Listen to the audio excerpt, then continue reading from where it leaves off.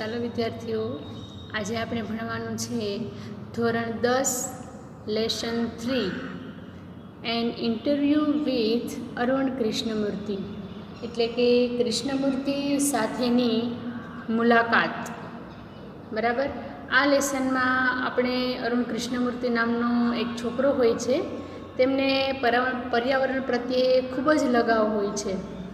તો તેમનો મત પર્યાવરણ વિશે શું હોય છે તેમને ક્વેશ્ચન કરવાના છે, અને તે આપણને તો કે પર્યાવરણ વિશેની માહિતીથી બધું જ ઇન્ફોર્મેશન તો કે આપશે.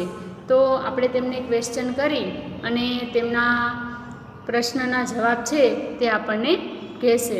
તો ચાલો આપણે આખા લેસનનું ભાષાંતર જોઈએ કે લેસનમાં શું કહેવા માગે છે, પર્યાવરણ વિશે તે શું કહે છે તે આપણે અહીં જોવાનું છે. તો આપણે લેસન સ્ટાર્ટ કરીએ.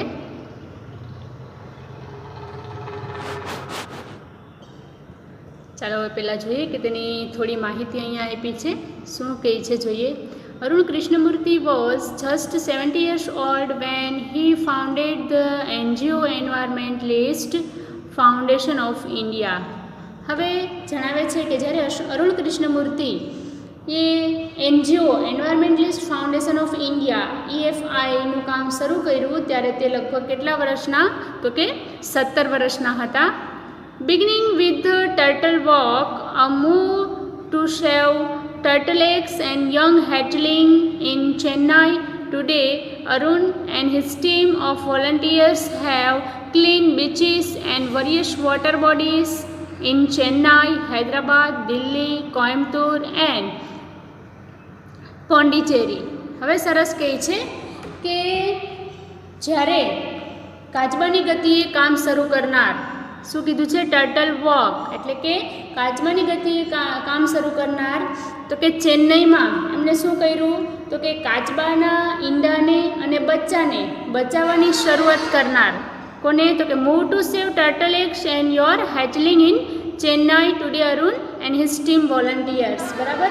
તેના બચ્ચાને બચાવવાની શરૂઆત કરનાર અરુણ અને તેમના સ્વયંસેવકોની ટુકડી આજે કયા કયા દેશોમાં, તો કે આવા તો કે દરિયા કિનારાઓ સાફ કરે છે, તો કે ચેન્નાઈ, હૈદરાબાદ, દિલ્હી, કોઇમ્બતુર અને પોંડિચેરીના પાણીના વિવિધ દરિયા કિનારાઓ શું કરે છે, તો કે તે સાફ કરે છે.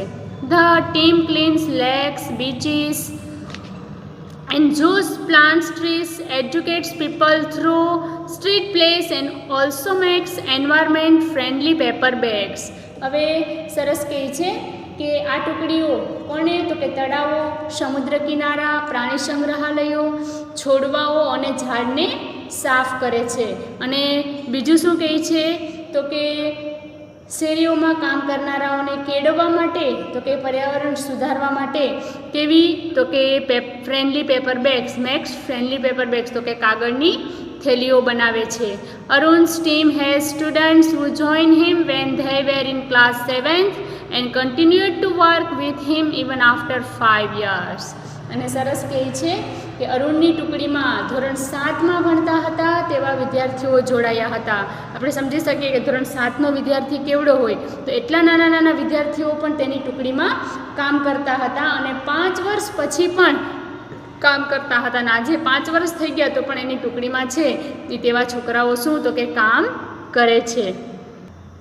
હવે જોઈએ કે તેમને કેવા ક્વેશ્ચન કરવામાં આવે છે અને તેમના તે આન્સર શું આપે છે. તો જો પહેલો ક્વેશ્ચન કરે છે interviewer, which experience has a child inspired you to take up the cause of the environment?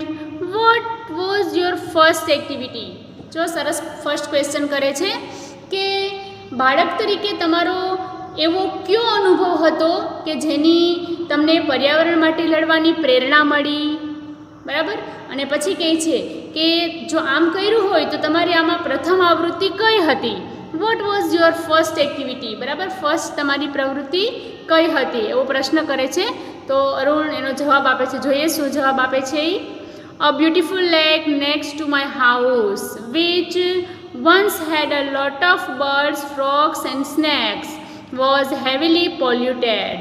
જો સરસ કહે છે કે મારા ઘરની પાછળ એક તળાવ આવેલું હતું, સુંદર તળાવ, જેમાં ઘણા પક્ષીઓ, દેડકાઓ અને સાપ રહેતા હતા. તે બહુ જ પ્રદૂષિત થયું હતું. કેવું? તો કે બહુ હેવીલી પોલ્યુટેડ એટલે કે પ્રદૂષિત. It lead to the spread of mosquitoes and turn a lovely place into a ugly neighbourhood. સરસ કહે છે કે તેના કારણે મચ્છરો થતા હતા અને એક સુંદર મજાનું પાડોશી સ્થળ, નેબરહુડ એટલે કે પાડોશી સ્થળ છે એ કેવું બની ગયું હતું? ગંદુ બની ગયું હતું. This hurt me badly and I wanted to do something about it. અને આનાથી હું ઘણો જ દુઃખી થયો હતો અને એના માટે શું કહે કે હું વોન્ટેડ એટલે કંઈક કરવા ઈચ્છું, હું કંઈક કરવા ઈચ્છતો હતો.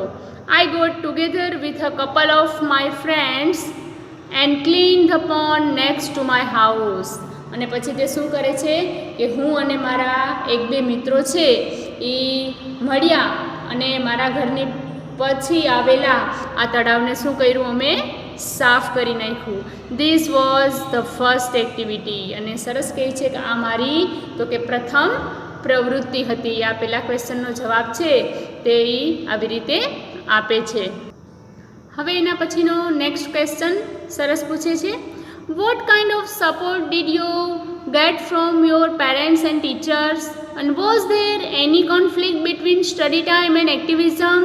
સરસ કહે છે જો બીજા ક્વેશ્ચનમાં કે તમારા માતા પિતા અને શિક્ષકો તરફથી તમને કેવો સહકાર મળ્યો છે. બરાબર, આ તમે પ્રવૃત્તિ કરો છો તો તમારા માતા પિતા અને શિક્ષકો તરફથી તમને કેવો સહકાર મળ્યો હતો અને તમારા અભ્યાસ સમયને આ પ્રવૃત્તિ વચ્ચે કોઈ મુશ્કેલી ઊભી થઈ? બરાબર, કોઈ મુશ્કેલી એવી ઊભી થઈ હતી તમે આ કામ કરો છો તો એનો સરસ જવાબ આપે છે અરુણ. જોઈએ શું જવાબ આપે છે. I have a supportive parents who understood that my interest was the environment. સરસ કહે છે કે મારા માતા પિતા પર્યાવરણ તરફના મારા રસને સમજતા હતા, આનાથી સહકાર આપતા હતા. બરાબર, એને શું કરતા હતા? સહકાર આપતા હતા, સપોર્ટ કરતા હતા. They have never stopped me from doing what I want. સરસ કહે છે કે મારી ઈચ્છિત પ્રવૃત્તિ કરતાં તે મને કદી પણ રોકતા નહીં. મને બરાબર જે મારા મનથી હું વિચારું છું, જે કરવા ઈચ્છતો હતો એનાથી મને કદી રોકતા નહીં. On my part I also made sure that I did not fail my parents in any way. બરાબર, એ પણ સરસ કહે છે કે મારા પક્ષે પણ મેં વિચારી લીધું હતું કે મારા માતા પિતાને નિષ્ફળ નહીં થવા દઉં. I always informed them about everything that I did and took their advice before jumping into actions. સરસ કહે છે કે હું જે કોઈ પ્રવૃત્તિ કરું તેની તમામ બાબતો તેમને કહેતો અને પ્રવૃત્તિ શરૂ કરતાં પહેલાં તેમની સલાહ લેતો. બરાબર, કોઈ પણ કામ છે હું તેને પૂછીને જ કરતો. I have teachers who taught me how to go about things. સરસ કહે છે કે પ્રવૃત્તિ કઈ રીતે કરવી તેનું માર્ગદર્શન છે એ મારા શિક્ષકો પણ મને આપતા. પછી શું કહે છે? They also taught me humility so that I did not become snobbish or arrogant and start thinking I was a superstar because I was doing all this environment work. સરસ કહે છે જુઓ કે તેઓ મને, મારા જે ટીચર્સ હતા એ હંમેશા મને શું શીખવતા હતા? નમ્રતા વિશે શીખવતા હતા, જેથી કરીને હું કેવો તો કે સ્નોબિશ અભિમાની, એરોગન્ટ એટલે કે દંભી, હું અભિમાની કે દંભી ન બની જાઉં એટલા માટે મને નમ્રતા વિશે શીખવતા હતા. અને એમ પણ ન વિચારું કે પર્યાવરણની આ પ્રવૃત્તિ છે એ હું કરનારો એક હીરો છું. બરાબર, એક was a supportive because I was doing all this environment work. અને તેથી જ કરીને તો કે હું એક સારો એવો નાગરિક છું. બરાબર, એ પાઠ વિશે તે મને શીખવતા. They taught me to be a simple and keep learning all the time. સરસ કહે છે કે તે મને સાદગી જાળવવાનું અને દરેક વખતે કંઈક શીખતા રહેવાનું શીખવતા હતા. Simple and keep learning all the time. I am not an activist. સરસ કહે છે કે હું એક કેવો છું તો કે એક અભિમાની અને દંભી નથી, પરંતુ હું એક પ્રવૃત્તિવાદી છું, બરાબર, એક પ્રવૃત્તિ કરનારો માણસ છું, આંદોલન કરનારો, પ્રવૃત્તિમાં રચ્યા પચ્યા રહેવાવાળો માણસ છું. આઈ એમ એન એન્વાયરમેન્ટલિસ્ટ. સરસ કહે છે હું એક પર્યાવરણવાદી છું, પર્યાવરણવાદી હતો. I have learn so much bye doing this work. સરસ કહે છે આ કામ કરીને હું ઘણું બધું શીખ્યો હતો. આ પ્રશ્નનો તે તો કે સરસ જવાબ આપે છે. હવે બીજો ક્વેશ્ચન કરે છે, જો શું છે એના પછીનો. How did your school and colleges further your interest. સરસ કહે છે કે તમારી શાળા અને કોલેજ તમારા રસમાં કઈ રીતે મદદરૂપ થાય છે, બરાબર. સરસ ક્વેશ્ચન કરે છે. તો જોઈએ હવે એનો જવાબ છે અરુણ શું આપે છે. Both my school and colleges had plenty of green cover and both were home to several other life forms. સરસ કહે છે કે શાળા અને કોલેજ બંનેમાં હરિયાળી હતા અને બંનેમાં બીજા અનેક જીવ હતા, બરાબર. સરસ કહે છે કે મારી શાળા અને કોલેજ છે એ બંને તો કે એક હરિયાળીથી બરાબર ભરપૂર હતા અને બંનેમાં તો કે ઘણા બધા જીવો છે તો કે એમાં રહેતા હતા. This made me understand there importance, how beautiful they are and why we need to protect them. સરસ કહે છે કે આથી હું તેમનું મહત્ત્વ, તેમનું સૌંદર્ય કેવું હતું તે અને શા માટે આપણે તેમનું રક્ષણ કરવું તે સમજતો થયો હતો. These animals are on their own, find their own food and are always active, on the move and never lazy. It is so positive. We have a lot to learn from them. સરસ કહે છે કે જુઓ બધા પ્રાણીઓ કેવા તો કે તેમની રીતે જીવન જીવતા હતા, બરાબર, તેમનો ખોરાક મેળવતા હતા અને પ્રવૃત્તિઓ પણ કરતા હતા. તે કદી આળસ નહોતા કરતા. આ બધું તો કે કેટલું જ હકારાત્મક છે, પોઝિટિવ છે. આપણે તેમના પાસેથી ઘણું બધું શીખવા જેવું છે. આ પ્રશ્નનો જવાબ પણ તે સરસ આપે છે. જોઈએ હવે તો કે તેમનો નેક્સ્ટ ક્વેશ્ચન શું કહે છે. જોઈએ એના પછીનો ક્વેશ્ચન શું કહે છે. Did you feel any hesitation in wanting in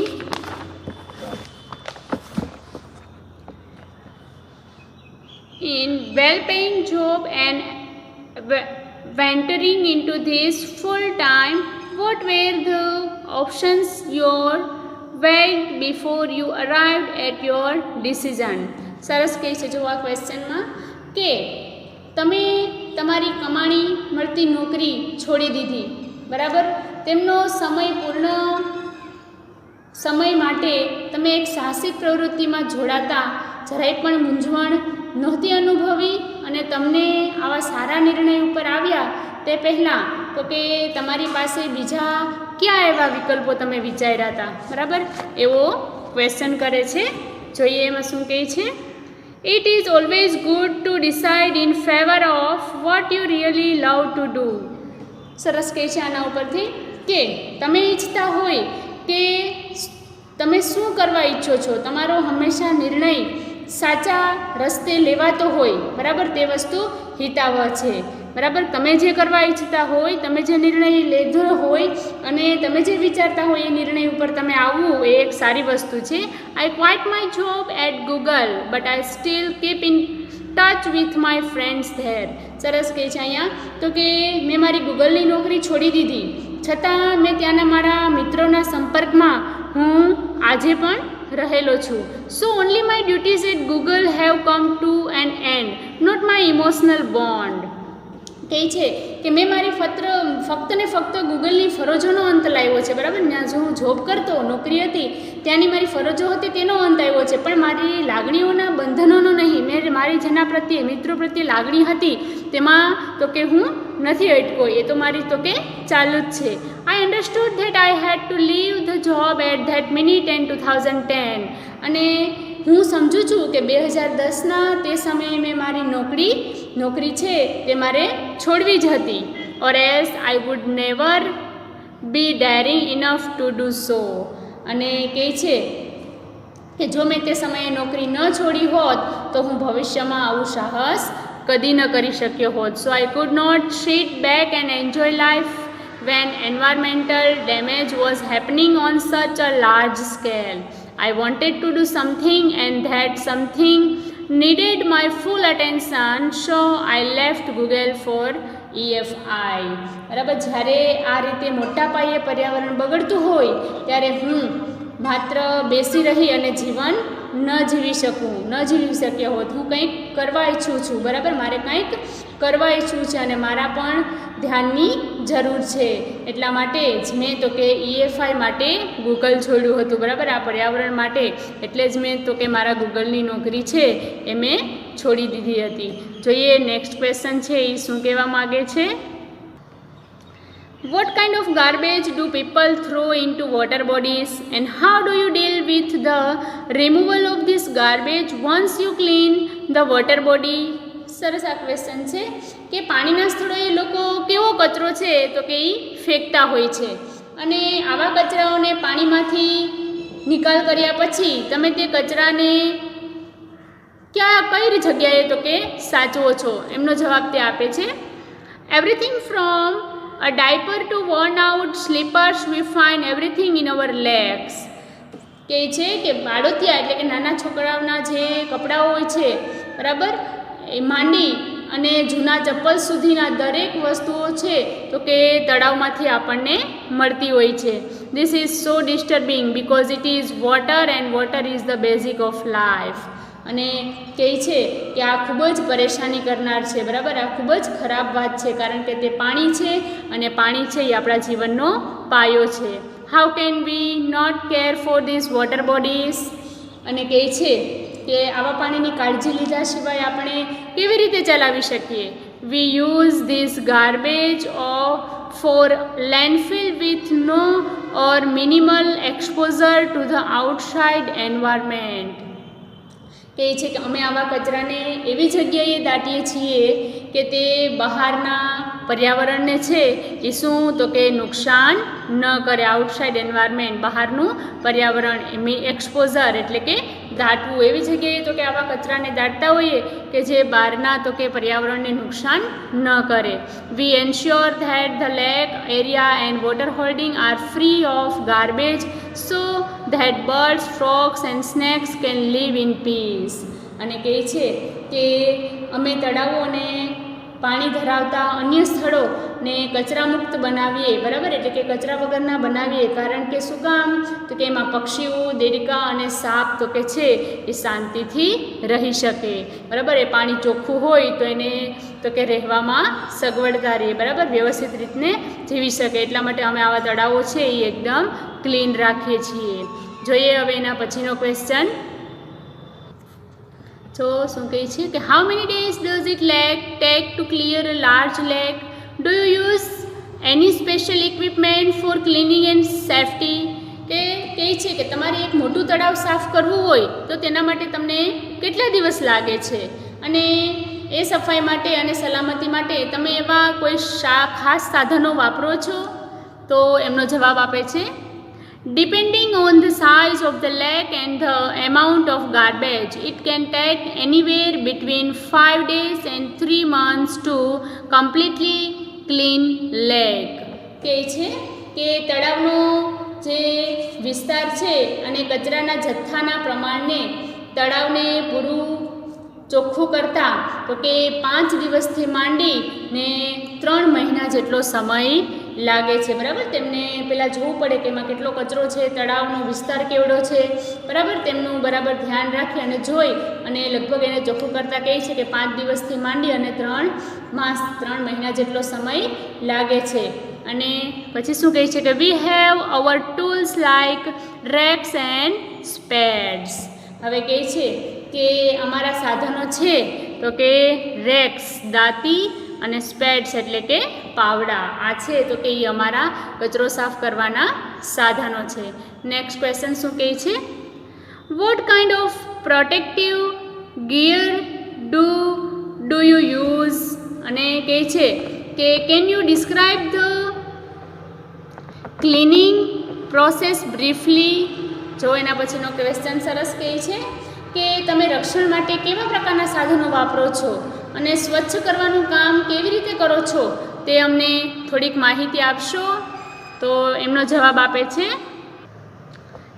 કે we wear nose mask, sanitary gloves and carry racks and spades with which we collect the garbage and dump it into collections buckets which are taken to the garbage truck. કહે છે કે અમે નાના એવા mask, હાથના મોજા, પછી પાવડા વડે કચરાને પહેલાં ભેગો કરીએ છીએ, એકઠો કરીએ છીએ અને પછી તો કે એની એક મોટી એવી ટોપલી હોય છે તેને એમાં નાખીએ છીએ અને જ્યાં મોટો એક ટ્રક હોય છે કે જે અમારા કચરાને લઈ જતો હોય છે તે ટ્રક સુધી તમે તે કચરાને છે એ પહોંચાડીએ છીએ. We also use heavy machinery like earth movers and poclains to desilt the lake and clear the weeds and shrubs that are harmful. અને કહે છે કે જ્યારે અમે તળાવને સાફ કરવા અને નુકસાન કરતા નકામા છોડવાઓને દૂર કરવા તો કે મોટા એવા મશીનો અને કેનો તો કે પાવડાઓનો ઉપયોગ કરીએ છીએ. બરાબર, જેવા મોટા મોટા વૃક્ષો હોય છે, ઝાડવાઓ હોય છે તેને કાપવા માટે તો કે અમે મોટા મશીનોનો ઉપયોગ કરીએ છીએ. જોઈએ નેક્સ્ટ ક્વેશ્ચન શું કહે છે. What in your opinion can children and young adults do for the environment? What could be small beginnings by all of us in terms of protecting the environment? હવે કહે છે કે તમારા મત પ્રમાણે બાળકોને અને મોટી ઉંમરના યુવાનોએ પર્યાવરણ માટે શું કરી શકે? બરાબર, એને પર્યાવરણ માટે કંઈક કામ કરવું હોય તો એ શું કરી શકે? અને પર્યાવરણને બચાવવામાં એક નાની શરૂઆત કરવા આપણે બધા ક્યાંથી શરૂઆત કરી શકીએ? બરાબર, પર્યાવરણને કદાચ બચાવવું હોય તો આપણે તેની શરૂઆત છે તો કે ક્યાંથી કરી શકીએ? તો સરસ કહે છે, જુઓ એનો. Firstly we should all stop throwing trash outside our homes. તો કે પહેલાં તો એ સરસ કહે છે કે સૌપ્રથમ આપણે આપણા ઘરની બહાર કચરો ફેંકવાનો બંધ કરવો જોઈએ. Next we should reduce the amount of trash we generate. અને કહે છે કે એ પછી આપણે કચરાનું પ્રમાણ ઓછું કરવું જોઈએ. બરાબર, જનરેટ એટલે કે ઓછું કરવું, જે પ્રમાણ છે એ ઓછું કરવું જોઈએ. Straw, tissues, wallpapers, batteries, fast food junk, all these end up in lakes and they came from our homes. તો કે જે આ બધી જ વસ્તુઓ છે એને આપણે તો કે તળાવમાં ફેંકવી જોઈએ નહીં.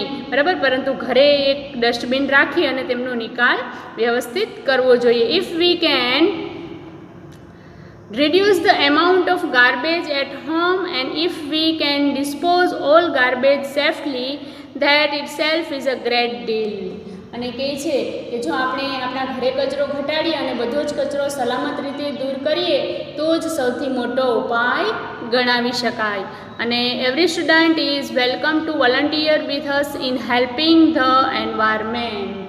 અને કહે છે કે પર્યાવરણને બચાવવા પોતાની રીતે સ્વેચ્છાએ જોડાવવા તો કે વિદ્યાર્થીને આવકારવામાં આવે છે. જો પોતાની ઈચ્છા હોય તો જ તો કે તે આમાં જોડાઈ શકે છે. હવે નેક્સ્ટ ક્વેશ્ચન શું કહે છે. How much time do school going children need to devote in say to week for an environmental cause? હવે કહે છે કે પર્યાવરણ બાબતે શાળાના બાળકોએ અઠવાડિયામાં કેટલો સમય આપવો જોઈએ? બરાબર, એનો મત પૂછે છે કે તારા મત પ્રમાણે તો કે શાળાના બાળકો છે એને કેટલો સમય આમાં તો કે આપવો જોઈએ? તો તેમનો જવાબ આપે છે 4 hours a weekend, that is 2 hours on Sundays and 2 hours on Saturdays.